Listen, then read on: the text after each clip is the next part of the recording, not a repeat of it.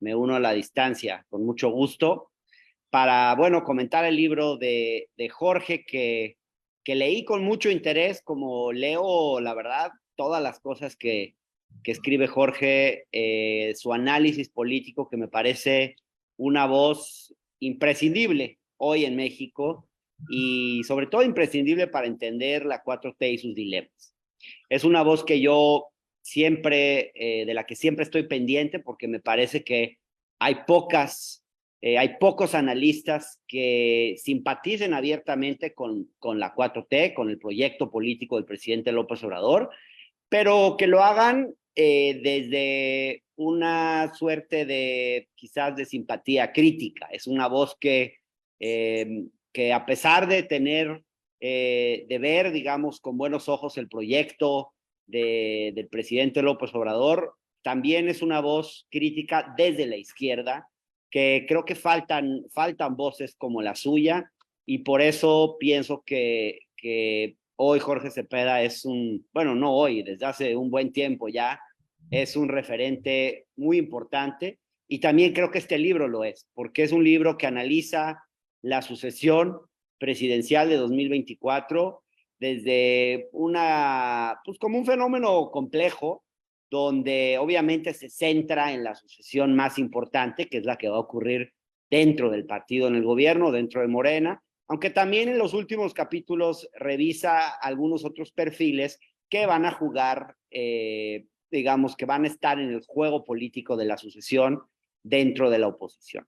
Es un texto sensato porque de entrada, pues Jorge se va directo a quiénes pueden ser los posibles, digamos, quiénes son realmente los competidores más serios, con más probabilidades de realmente quedar en la recta final, que son obviamente pues Claudia Sheinbaum y Marcelo Ebrard. Él analiza, por ejemplo, si este proceso va a ser un dedazo o va a ser resultado de la voluntad ciudadana y si realmente van a ser las encuestas el mecanismo para dilucidar la candidatura o si las encuestas, como algunos creen, son un mero artilugio para disfrazar la voluntad de AMLO, como acusan sus críticos. Y bueno, lo que él dice es pues que este es un falso dilema porque por lo general los ciudadanos consultados suelen manifestarse por la opción que consideran que es la favorita del presidente López Obrador, sea porque coinciden con él o porque dan por sentado que el resultado favorecerá al candidato percibido como su favorito y en consecuencia optan por inclinarse por el ganador. Y bueno, el ganador, ¿quién será? Pues él nos dice que los astros están alineados para que la favorita del presidente, Claudia Sheinbaum, sea, digamos, la que sea la candidata por la clara ventaja que tiene en las preferencias electorales, porque al tener ventaja en la interna también tendría un triunfo asegurado sobre la oposición. Hay un capítulo que a mí me interesó mucho, que me hizo reflexionar mucho, que es el capítulo 9, donde pues él analiza, digamos, hace un ejercicio de futurología que para mí es muy interesante. Él le llama de ficción política o una cosa así, pero la verdad es que me pareció un ejercicio muy interesante, es de los capítulos que a mí más me gustaron. Y él se pregunta un poco, pues, cómo sería la 4T versión 2.0. Y bueno, él dice algo muy interesante, dice, esta 4T versión 2.0 tendría cambios significativos respecto a la primera edición de la llamada 4T, que es en la que hoy estamos, ¿no? Y él dice que independientemente de cuál sea la corcholata que termine ganando la elección, va a haber una realidad ahí que creo que de la cual tenemos que hacernos cargo. Y él dice, pues hasta ahora López Obrador logró sostener el apoyo popular para mantener, digamos, la fuerza política frente a la reacción de los grupos de interés contrarios al cambio, e incluso, dice, el presidente consiguió la legitimidad popular para darles a sus banderas la oportunidad de una segunda temporada. Por lo que nos dice es,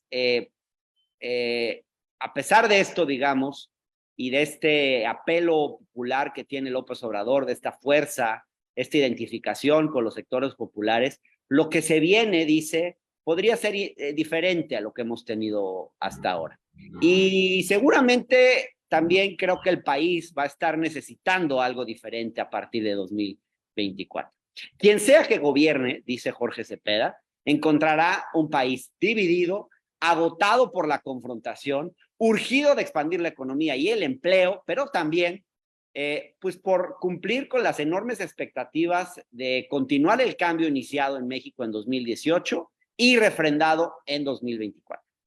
Y yo pienso que este presidente, López Obrador, ha sido muy hábil hasta ahora para llevar la conversación pública hacia donde él ha querido y hacernos vivir a todos en una suerte de país llamado AMLOlandia, que por mucho tiempo hemos dejado, digamos, por esta situación, por esta forma en la que el presidente ha logrado llevar la conversación pública hacia donde él ha querido, porque la verdad es que ha sido muy hábil en eso, pero también creo que hemos dejado de discutir muchos de los problemas más apremiantes del país, porque a veces estamos enganchados en las filias y en las fobias del presidente, en qué polémica o en qué tema él quiere que hablemos y que obviamente lo coloca en la mañanera y ese es el tema del que todos hablamos, oficialistas y opositores. Es muy impresionante. Pero pienso que a partir de 2025 nos vamos a ver al espejo y muchos de los problemas que no hemos estado discutiendo probablemente van a salir a flote y creo que vamos a tener que enfrentarlos con mucha sensatez. Incluso son problemas que pueden ser fuente de inestabilidad política. La situación social del país, dice Jorge Cepeda, no acepta una gestión tecnocrática, dice, pero el contexto internacional y las realidades económicas no admiten un manejo ideologizado.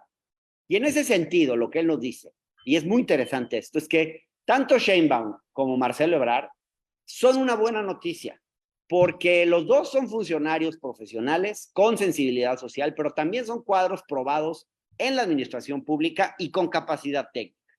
Hay diferencias entre uno y otro, claramente.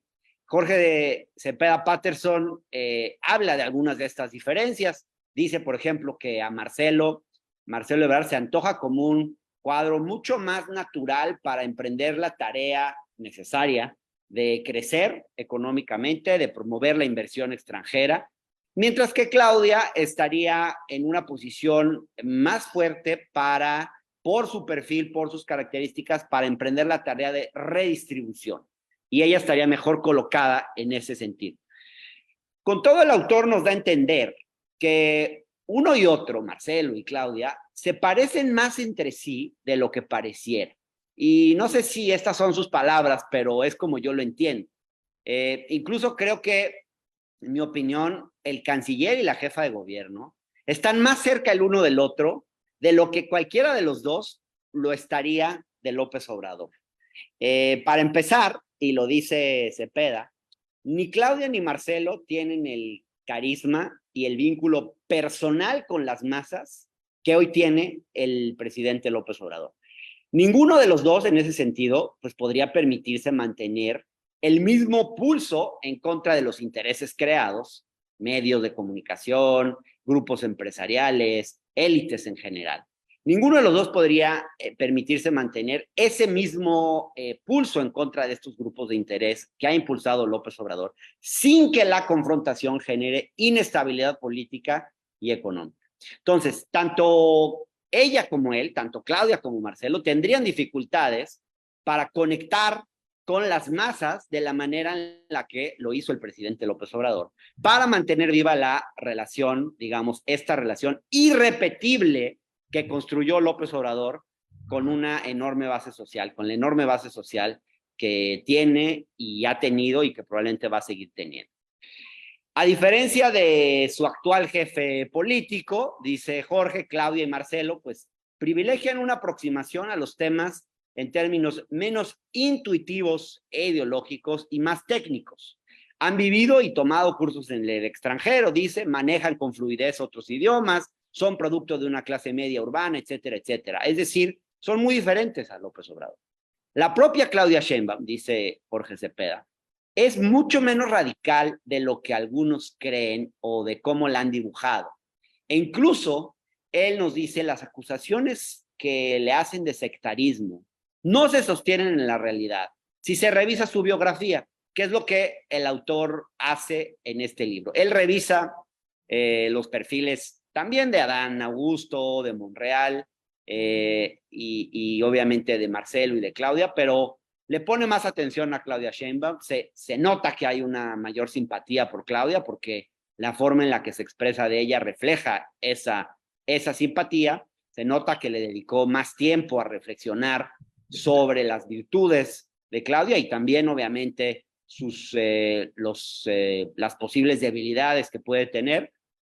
En ese sentido, creo que no pretende ser un texto neutral, pero hace un análisis, creo que muy fino, muy necesario en este momento, donde creo que hay mucho ruido en los medios y creo que a veces es más ruido que análisis de fondo. Yo creo que este libro es un libro que aporta un análisis necesario, que vale la pena leer esta obra para entender, digamos, las claves del proceso que vamos a ver en los próximos meses y lo que vendrá después.